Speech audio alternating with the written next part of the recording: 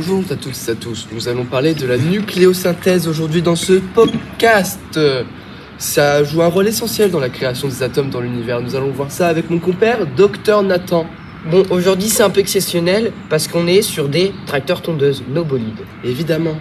Massifs peuvent subir des explosions cataclysmiques telles que les... Ça va, gamin?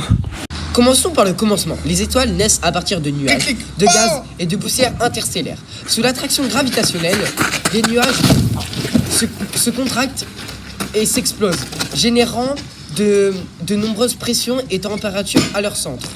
C'est là que débute la nucléosynthèse stellaire. J'ai mangé un croissant et maintenant il est absent. Au cœur de ces étoiles nouvellement formées, une réaction incroyable va se produire.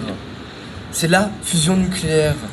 Les atomes d'hydrogène, soumis à des températures de millions de degrés Celsius, vont se mettre à fusionner pour créer des atomes d'hélium. C'est la réaction de fusion. C'était son interview à la base. La gueule!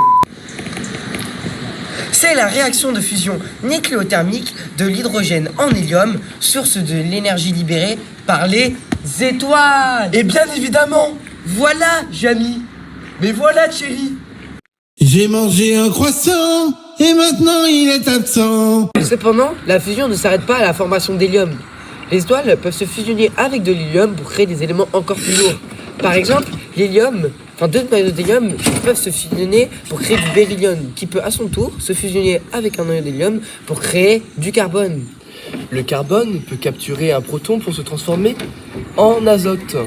Ces réactions répétées permettent de créer des métaux de plus en plus lourds à partir d'hydrogène.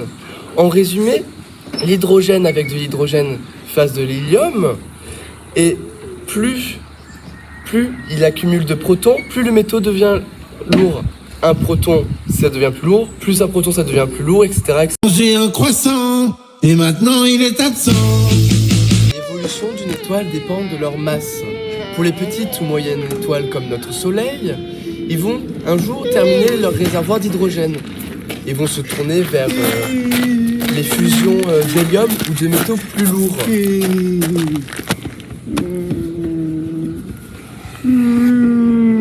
Et oh, Nathan, c'est à toi. Elle peut créer des naines blanches. Qui sont là? Non, c'est pas ça. On refait. Non, toujours pas.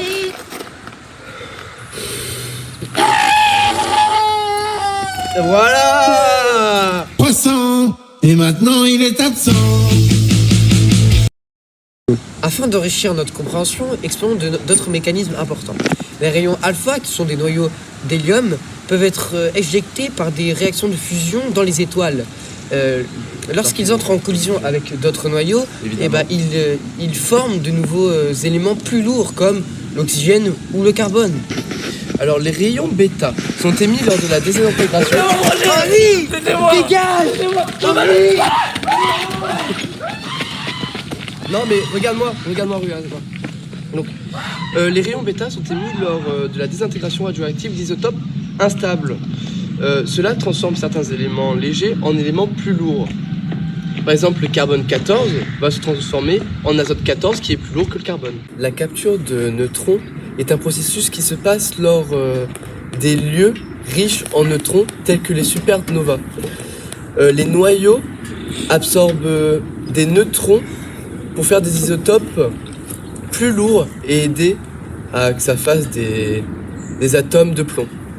La nucléosynthèse stellaire est une épopée cosmique complexe qui crée la diversité des éléments chimiques qui sont dans notre univers. Les étoiles sont des usines d'éléments chimiques et chaque élément chimique a son histoire. En résumé, la nucléosynthèse stellaire débute avec deux atomes d'hydrogène pour faire des isotopes ou d'autres éléments plus lourds.